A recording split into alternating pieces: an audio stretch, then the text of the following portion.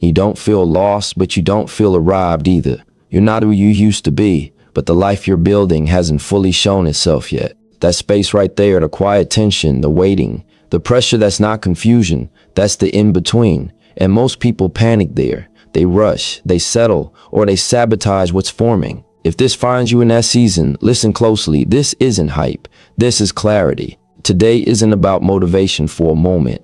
It's about understanding the phase you're in so you don't ruin what time is trying to build for you. The in-between is where discipline gets tested, where vision gets lonely, and where real separation happens. If you can think clearly here, you can win long-term. Let's break it down. Most people misunderstand what it means to be stuck. They assume stagnation looks like effort with no reward, movement with no visible change. But in reality, being stuck usually feels comfortable. You know where you are. You know what to expect. You can predict tomorrow. The in-between feels very different. It feels unstable. It feels like effort has increased, but certainty has disappeared. Old reference points no longer apply, and new ones haven't fully formed yet. That discomfort is often misread as failure, when logically it is more often evidence of transition. Growth, in any meaningful sense, doesn't operate on a smooth timeline. Results lag behind decisions. Outcomes lag behind discipline. This delay is not accidental. It is built into how systems work. Skills take time to compound. Trust takes time to build. Direction takes time to crystallize. When someone changes their behavior, their environment doesn't immediately respond. There is always a gap between cause and visible effect. That gap is the in-between, and the mistake people make is assuming the absence of feedback means the absence of progress. Emotionally, this phase is uncomfortable because humans rely heavily on reinforcement. We are conditioned to continue what gets rewarded and abandon what does not. In between, rewards are delayed, subtle, or completely invisible. You may be working harder than ever while feeling less certain than before. That creates cognitive tension. The mind looks for explanations, and the easiest explanation is often the wrong one. Nothing is happening. From there, impatience starts to feel logical, and quitting starts to feel reasonable. In real life, this shows up quietly. Someone changes their habits, wakes up earlier, spends less time socializing, invests in learning, cuts distractions. For months, nothing dramatic happens. Income doesn't jump. Recognition doesn't arrive. Friends may even question the change. From the outside, it looks like effort without payoff. Internally, it feels like standing on unstable ground. But underneath that surface, something important is happening. Identity is shifting. Attention is being reallocated. Capacity is expanding. These changes don't announce themselves. They accumulate. The problem is that many people abandon the process right when the internal foundation is almost strong enough to support visible results. They underestimate how long it takes for cause to turn into effect. They overestimate how quickly clarity should arrive. When progress is misjudged, effort is mismanaged. People either push recklessly, trying to force outcomes before the system is ready, or they pull back, assuming the path is wrong. Both responses interfere with compounding. From a rational perspective, the in-between is not a neutral zone. It is expensive. It demands energy without offering reassurance. It requires discipline without applause. This is precisely why it filters people out. Those who need constant feedback will interpret the cost as proof of error. Those who understand long-term dynamics will see the cost as an investment. The difference is not motivation, it is interpretation. There are countless everyday examples of this misunderstanding. A person starts saving aggressively, sacrificing short-term comfort. For a long time, life feels tighter, not freer. The bank balance grows slowly, almost insultingly slowly. The temptation is to conclude that the effort isn't worth it. But what's actually happening is optionality being built. Flexibility is forming. Future choices are being purchased quietly. The discomfort is not a sign of failure, it's the price of leverage. The same applies to learning, health, relationships, and work. Early effort almost always feels inefficient. You put in more than you get back. That imbalance creates doubt. The mind starts asking whether the energy could be better spent elsewhere. This is where opportunity cost becomes dangerous if misunderstood. Yes, every choice excludes alternatives. But abandoning the compounding process too early doesn't reclaim opportunity cost. It wastes sunk effort and resets the timeline. Starting over feels like movement, but it often just delays arrival. Misplaced focus makes this worse. When attention is divided, the in-between stretches longer than it needs to. Half commitment produces half signals, and half signals produce weak feedback. People then conclude the path is wrong, when in reality the execution was diluted. Discipline shortens the in-between not by rushing outcomes, but by removing noise. Fewer priorities mean clearer cause and effect relationships. When results finally appear, they can be traced back to consistent inputs. Emotionally, accepting that you are progressing without proof requires a certain maturity. It means tolerating uncertainty without self-betrayal. It means not using temporary discomfort as evidence against your long-term reasoning. This is difficult because humans naturally anchor to the past. When old patterns stop working and new ones haven't paid off yet, identity feels suspended. You don't fully recognize yourself anymore. That disorientation can feel like failure, but it is often the byproduct of shedding an outdated version of yourself. The uncomfortable truth is that many people don't fail because they lack ability. They fail because they misinterpret signals. They treat silence as rejection. They treat delay as denial. They treat effort without applause as foolishness. In doing so, they abandon paths that would have worked if given time. This isn't tragic in a dramatic sense. It's quiet and common. It happens through small decisions, skipping a routine, loosening standards, chasing reassurance instead of staying the course. Long-term thinkers learn to separate progress from validation. They understand that just because results aren't visible doesn't mean the system isn't improving. They measure inputs before outcomes. They ask whether they are behaving in alignment with the future they want, not whether the present feels comfortable. This doesn't eliminate doubt, but it prevents doubt from hijacking direction. The in-between is not a place to seek excitement. It is a place to refine consistency. It is where focus matters more than enthusiasm, where patience outperforms intensity. Those who survive it don't do so because they are more confident. They do so because they are more grounded. They accept that meaningful progress often looks unimpressive before it looks inevitable. Loneliness often gets framed as something negative, something to escape or fix as quickly as possible. But when it appears during periods of focused growth, it usually isn't a problem to be solved. It's a signal to be interpreted. When your thinking starts extending beyond your current environment, when your priorities shift toward outcomes that take years instead of weeks, your social alignment naturally changes. This isn't because you become better than others, but because you've become oriented toward a different time horizon. Most human connection is built around shared routines, shared distractions, and shared expectations. When those change, friction appears. From a logical standpoint, this is unavoidable. People bond over what they regularly do together. If you stop participating in certain habits, late nights, constant availability, impulsive spending of time and energy, the shared context arose. This creates distance, and distance often gets labeled as isolation. Emotionally, it can feel personal, like rejection or abandonment, but in reality, it's structural. Your inputs change, so your outputs did too. The system is responding, not judging.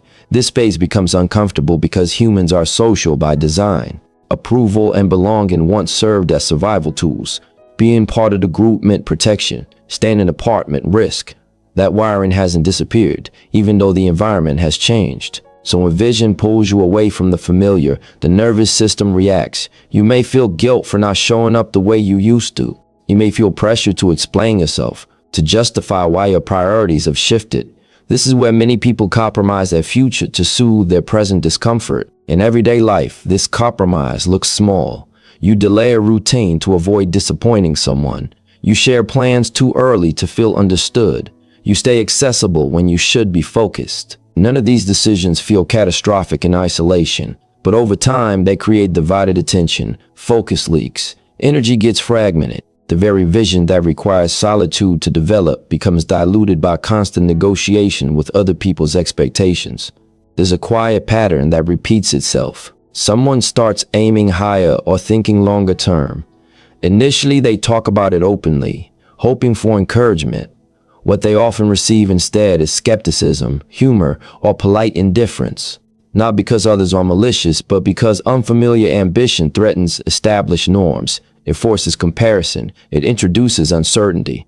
So feedback becomes dismissive or subtly discouraging. The person then has a choice: adjust the vision to regain comfort, or accept the distance and keep going.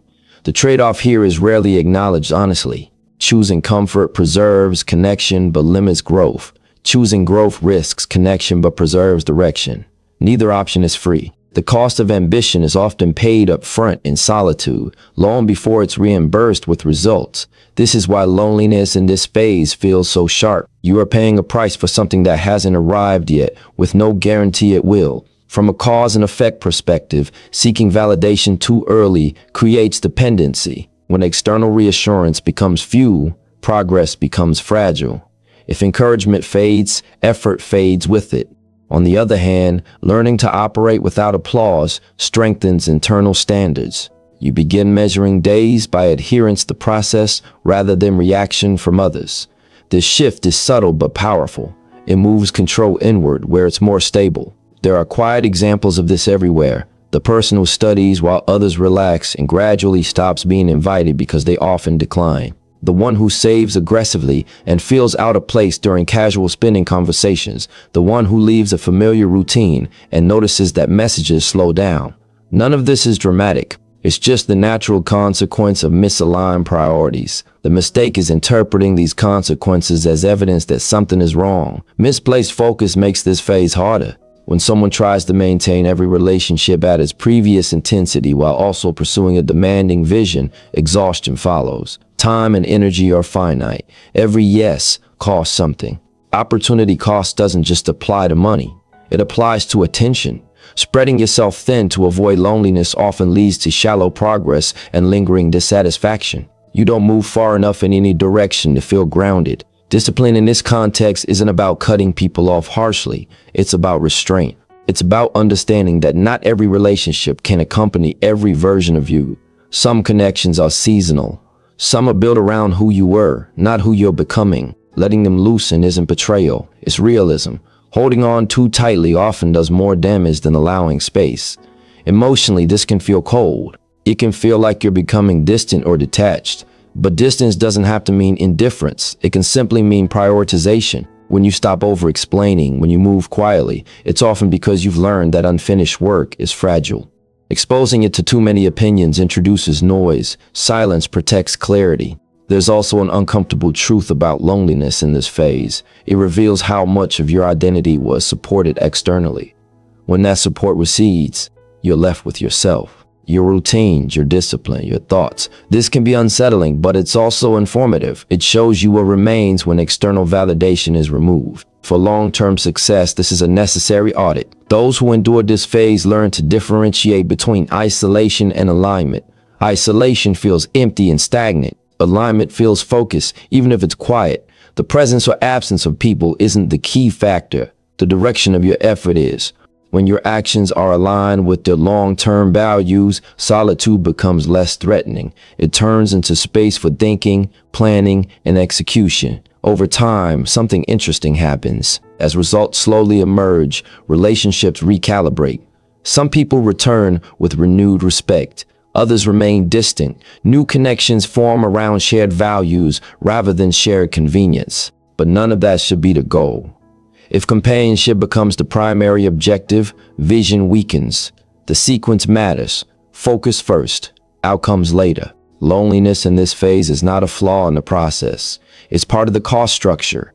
Trying to eliminate it entirely often increases the overall price you pay through distraction, delay, or regret. Accepting it, understanding it, and managing it with discipline allows you to preserve momentum. The goal isn't to be alone forever.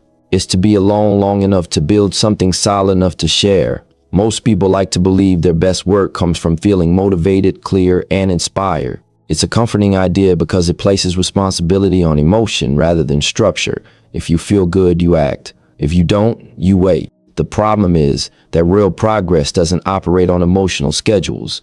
It operates on systems.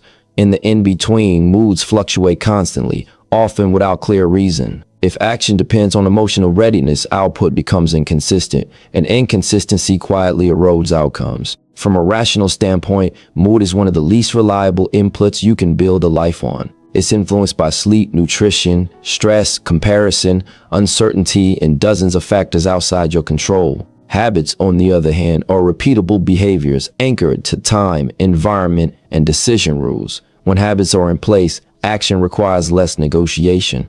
You don't ask yourself how you feel. You follow a process. Over time, this reduces cognitive load and preserves energy for higher level thinking. Emotionally, relying on habits can feel cold or robotic at first. People worry will drain meaning from their efforts. In reality, the opposite tends to happen. When habits handle the basics, emotional energy is freed up instead of being constantly spent on self-persuasion. You stop having daily internal debates about whether to show up. That quiet consistency creates a sense of self-trust, which is far more stabilizing than fleeting motivation. Consider how this plays out in ordinary life. Someone decides to improve their health. At first, enthusiasm is high. They feel driven, optimistic, ready for change. A few weeks later, that feeling fades. The body is tired. Progress feels slow. If the routine depends on excitement, it collapses. But if the routine is anchored to a habit, same time, same actions, regardless of mood, it continues. The trade-off is short-term discomfort for long-term stability. The outcome is predictable improvement instead of repeated restarts. This principle applies everywhere. Learning, work, finances, relationships. People often wait to feel in the right headspace before doing difficult things. That waiting has a cost. Opportunities pass, momentum stalls, confidence weakens. The longer you postpone action, the heavier it feels to resume. What looks like patience is often avoidance disguised as self-care. There's also a subtle psychological effect at play. When you let mood dictate behavior, you teach yourself that emotions are in charge. Over time, this weakens agency. You begin to identify as someone who can't function when conditions aren't ideal. In contrast, when habits guide action, you reinforce a different identity, someone who operates regardless of internal weather. This isn't about ignoring emotions, it's about not letting them veto long-term priorities. Misplaced focus makes this even more dangerous. When attention is scattered, multiple goals, constant input, endless distractions, mood volatility increases. The mind becomes overstimulated and underdirected. In that state, discipline feels oppressive rather than supportive. People then rebel against structure, seeking relief through impulse. The short-term payoff is comfort, the long-term outcome is drift.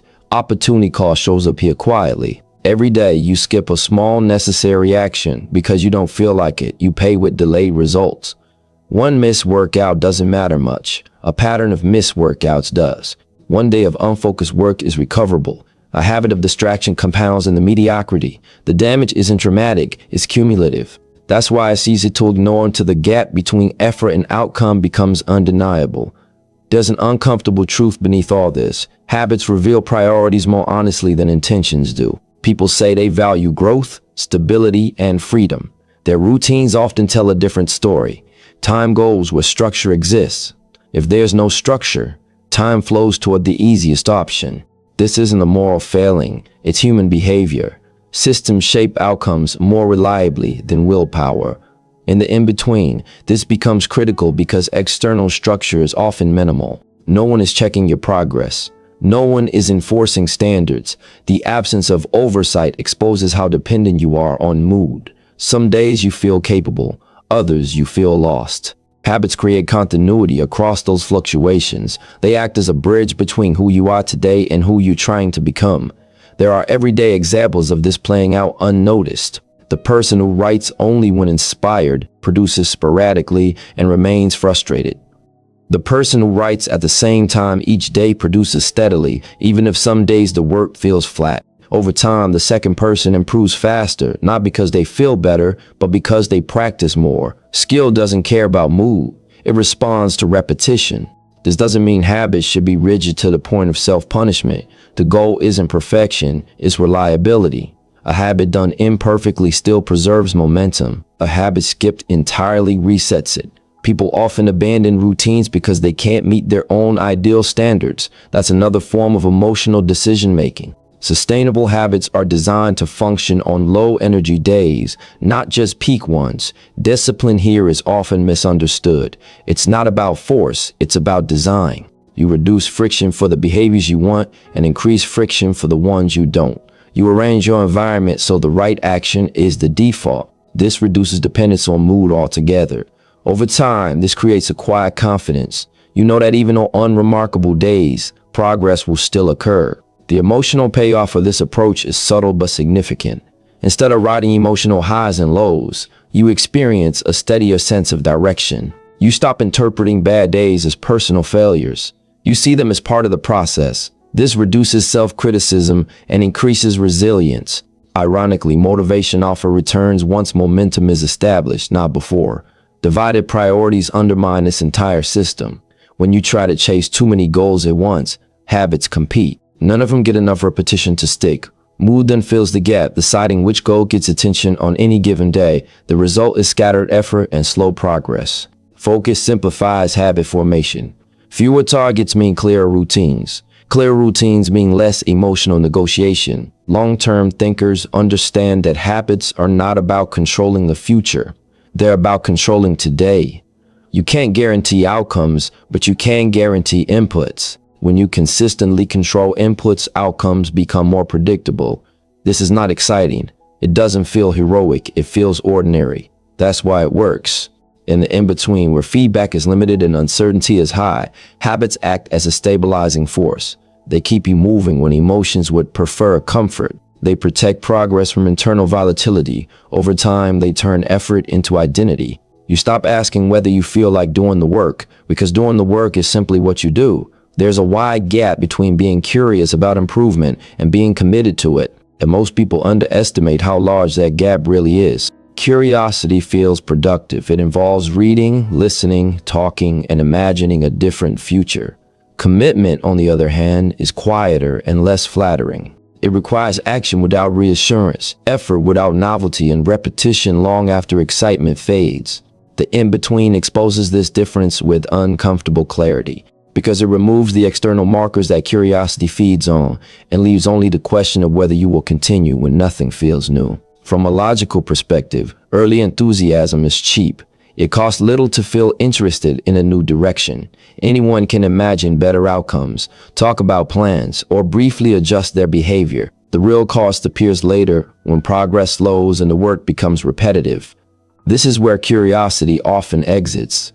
Commitment stays because it was never dependent on stimulation.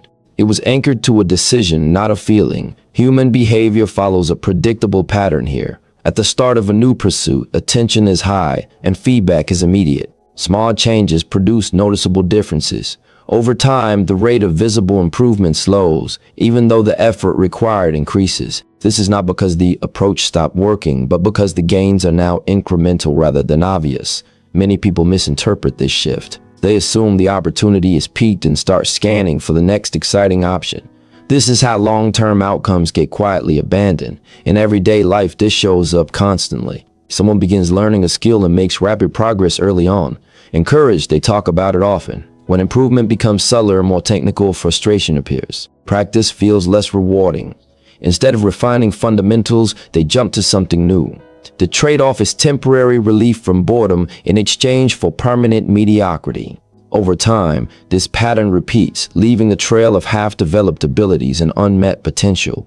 The in-between strips away novelty and leaves only discipline. It asks a simple but demanding question: will you continue when the work feels ordinary? This question makes many people uncomfortable because it reveals that their attachment was to the feeling of progress, not to the process itself. When the feeling disappears, so does the effort. This isn't a character flaw as much as it is a misunderstanding of how growth actually works. From a cause and effect standpoint, consistent action compounds even when results appear flat. In contrast, frequent restarts reset progress. Each new beginning carries optimism, but it also carries inefficiency. You spend time relearning basics, reestablishing routines, and rebuilding momentum. The cost of restarting is rarely acknowledged, but it accumulates. Over years, the difference between someone who stayed and someone who wandered becomes enormous, even if their starting points were identical. There's also a social dimension to this. Curiosity is socially rewarded. Talking about new goals often brings attention, encouragement, and conversation. Commitment, especially when it becomes repetitive and quiet, receives far less recognition. In some cases, it receives skepticism. This creates an incentive problem. People subconsciously choose paths that generate feedback, even if those paths don't generate results. The in-between removes that incentive, leaving only intrinsic motivation and long-term reasoning. Misplaced focus accelerates this problem. When attention is split between multiple goals, none receive enough depth to reach meaningful competence. The mind stays busy, but progress stays shallow. This busyness can feel productive, masking a lack of real advancement. Over time, this creates frustration and self-doubt. The individual feels like they are working hard, yet nothing substantial changes. The issue isn't effort, it's dispersion. Opportunity cost plays a central role here. Every time you abandon a path midway, you give up the future benefits that path might have produced. Those benefits don't disappear. They just move further away, requiring you to start again later or accept the lower ceiling. The cost isn't immediate, which is why it's easy to ignore. Years later, it shows up as regret, often disguised as a belief that circumstances were unfair. There are quiet signs that differentiate commitment from curiosity. Committed people show up even when nothing feels at stake. They work without telling others. They maintain routines during dull stretches. Curious people wait for momentum to return. They need reminders of why they started. They search for renewed excitement. Neither approach is morally superior, but only one produces long-term results. Emotionally, this distinction can be uncomfortable because it forces an honest self-assessment. Many people want to believe they are disciplined, focused, and resilient. The in-between tests that belief without ceremony. When no one is watching and progress is slow, the gap between self-image and behavior becomes visible. This can trigger defensiveness or rationalization. It's easier to say the path wasn't right than to admit the patience wasn't there. Discipline in this context is not about intensity. It's about tolerance for repetition. It's the ability to do the same small things correctly over long periods of time without needing them to feel meaningful each day. This is mentally demanding in a culture that rewards novelty and constant stimulation. But it's also where separation happens. Most people will not endure boredom in pursuit of something distant. There's a subtle form of self-sabotage that often appears here. When progress slows, people increase complexity instead of consistency. They add new strategies, tools, or goals, hoping to recreate the feeling of movement. In reality, this usually introduces noise. Fundamentals get neglected. Energy gets scattered. The original path becomes harder to follow, not because it stopped working, but because it was abandoned in favor of activity that felt more engaging. Long-term thinkers approach this phase differently. They expect it. They know that after the initial learning curve, improvement becomes less visible but more significant. They adjust their expectations rather than their direction. This requires humility. It means accepting that real progress may not feel impressive for a long time. It also requires restraint, the willingness to say no to new opportunities that would dilute focus. Every serious pursuit eventually reaches a point where enthusiasm alone is insufficient. That point is where many people turn back, not because they lack ability, but because they didn't anticipate the psychological cost of staying. The in-between doesn't reward talk. It doesn't reward planning. It rewards presence. Showing up again and again, even when nothing seems to change. Those who cross this threshold don't usually feel triumphant in the moment. They feel steady. They stop asking whether the effort is worth it and start asking whether the process is being executed properly. The shift is quiet, but profound. It marks the transition from curiosity to commitment, from experimentation to ownership, from wanting results to earning them. The in-between is often mistaken for a waiting room, a temporary pause where life simply stops until conditions improve. That perception is comforting but inaccurate. The in-between is an active training ground, a subtle and relentless form of preparation for the life you eventually want to lead. It doesn't announce itself, it doesn't reward flair. It works quietly, testing patience, refining judgment, and exposing weaknesses that would otherwise remain hidden until they cause catastrophic failure. The choices you make here are not trivial. They compound, often invisibly, into the trajectory of your entire future.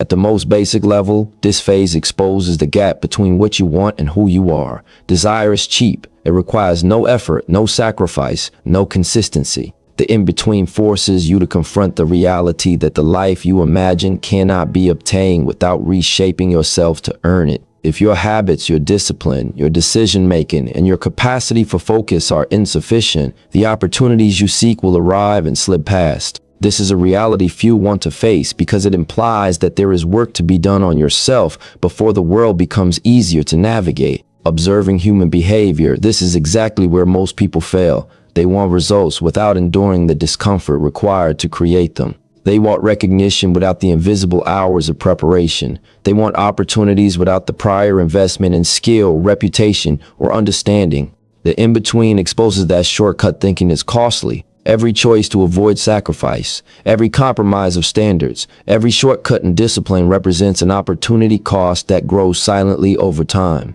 What feels like minor concessions today accumulates into major limitations tomorrow. Real-life examples of this are everywhere, though they are subtle.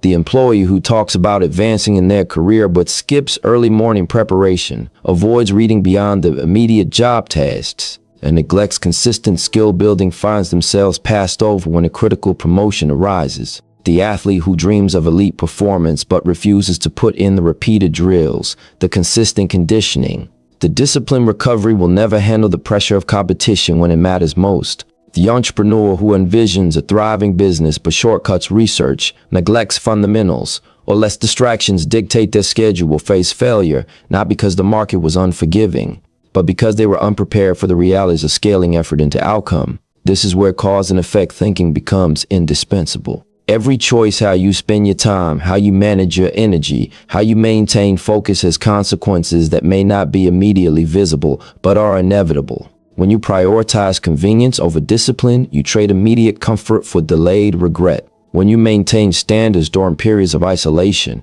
when no one is watching, when progress is slow, you trade discomfort now for advantage later. The in-between is essentially a magnifying glass for these choices.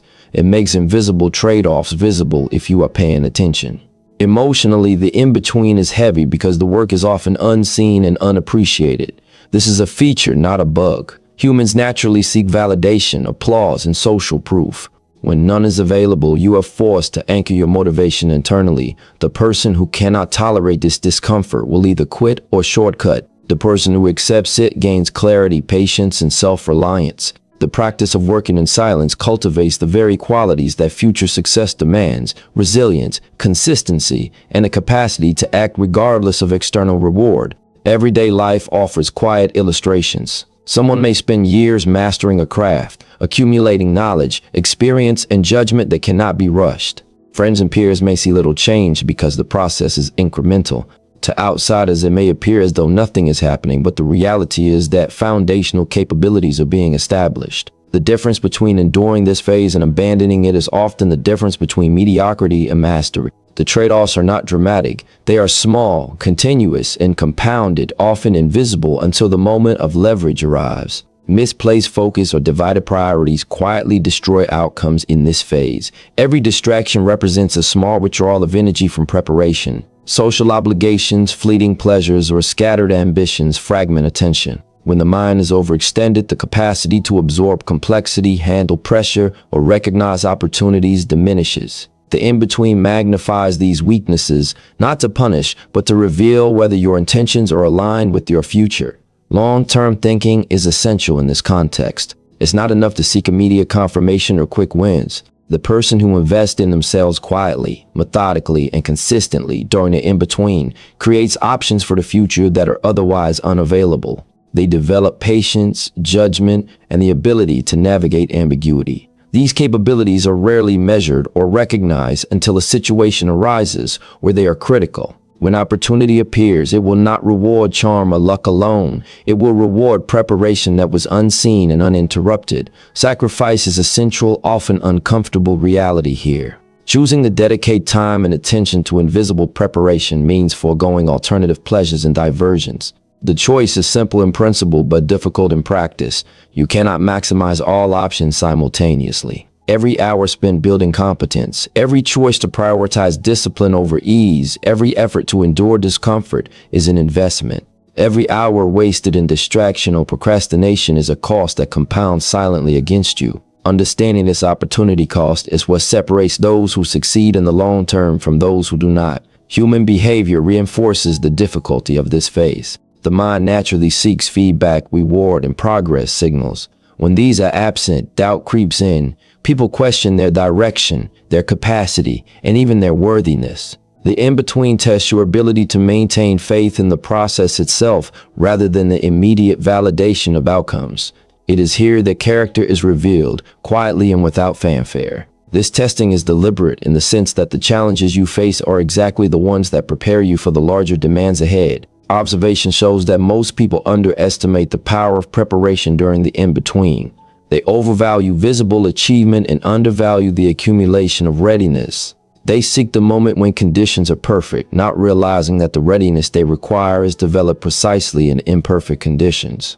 Discipline in these circumstances is about consistency, not intensity. It is about showing up day after day, making incremental adjustments and maintaining standards when it would be easier to relax them. The compound effect of this invisible work is enormous, and it is often the defining difference between eventual success and long-term regret.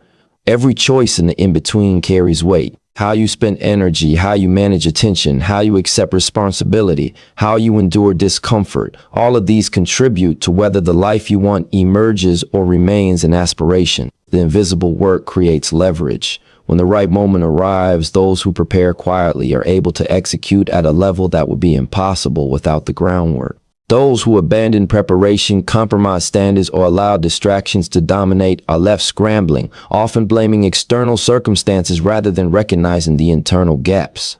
In the quiet hours of the in-between, when effort seems invisible, when progress feels slow, and when no one is watching, the training occurs. It shapes resilience, refines judgment, strengthens focus, and teaches patience. The cost is borne in discipline, delayed gratification, and sacrifice. The benefit is not immediate. It is cumulative, subtle, and transformative, appearing only when circumstances demand it. The in-between is a crucible, not for drama, but for preparation. Every choice within it matters because it determines the trajectory of the life you will eventually live. If you're in the in-between, don't rush it, don't numb it, don't explain it, respect it. This phase isn't asking you to be loud, it's asking you to be consistent. Not emotional intentional, not impatient discipline. Stay focused, stay sharp, keep your standards high and your circle small. The results you want are already scheduled. Your job is to not quit before they arrive. You're not behind, you're being built. And when it finally clicks, people will call it overnight, but you'll know it was earned, step by step, right here in the in-between.